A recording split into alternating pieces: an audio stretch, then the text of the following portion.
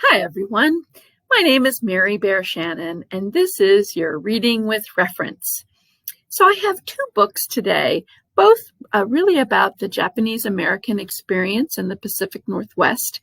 One is definitely more recent, The Hotel on the Corner of Bitter and Sweet by Jamie Ford. We used for our Hooked on History group this last year as we looked at the Japanese-American experience and specifically about internment in Seattle. So a little bit about this book. In the opening pages, Jamie Ford's debut novel, Hotel on the Corner of Bitter and Sweet. Henry Lee, the character, comes upon a crowd gathered outside the Panama Hotel, once the gateway to Seattle's Japantown. It has been boarded up for decades, but now the new owner has made the incredible discovery: the belongings of Japanese families left when they were rounded up and sent to internment camps during World War II. As Henry looks on, the owner opens a Japanese parasol.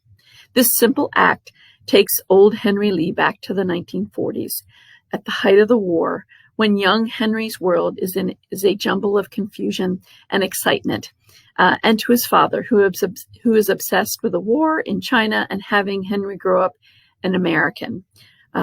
While scholarshiping at the exclusive Rainier Elementary, where the kids ignore him, Henry meets Keiko Okabe, a young Japanese-American student.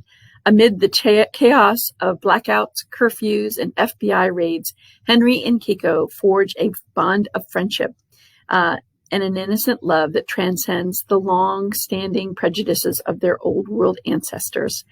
And after Keiko and her family are swept up in the evacuations to the internment camps, she and Henry are left with the hope that the war will end and that their promise to each other will be kept. 40 years later, Henry Lee is certain that the parasol belonged to Keiko. In the hotel's dark, dusty basement, he begins looking for signs of the Okabe family's belongings and for a long-lost object whose value he cannot begin to measure.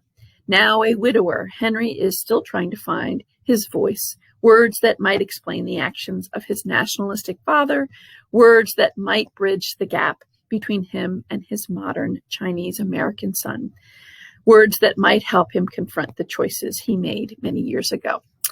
The good news is that this is available in our catalog and also Overdrive and Libby. So reading this book made me think of a book from kind of a kickback to a couple of decades ago. You may have remembered Snow Falling on Cedars by David Gutterson. This was also made into a major motion picture. And I think this also is an interesting testimony to the experience of the Japanese Americans in the Pacific Northwest during the 40s. This is a gripping, tragic, and densely atmospheric masterpiece of suspense. San Pedro Island, north of Puget Sound, is a place so isolated that no one lives there can afford to make enemies. But in 1954, a local fisherman is found suspiciously drowned, and a Japanese American named Kabuo Miyamoto is charged with his murder. In the course of the ensuing trial, it becomes clear that what is at stake is more than a man's guilt. For San Pedro, memories of a charmed love affair between a white boy and a Japanese girl who grew up to become Kabuo's wife. Memories of land desired, paid for, and lost.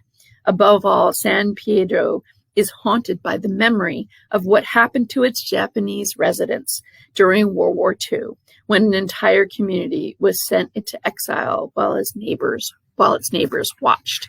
This is a good whodunit, but it's also a really interesting historical nonfiction or historical fiction, and again is a real interesting glimpse into the Japanese American experience in that area of the country in the Pacific Northwest during the 40s. So anyway, those are my two recommendations for today for Reading with Reference. I hope you have a great week.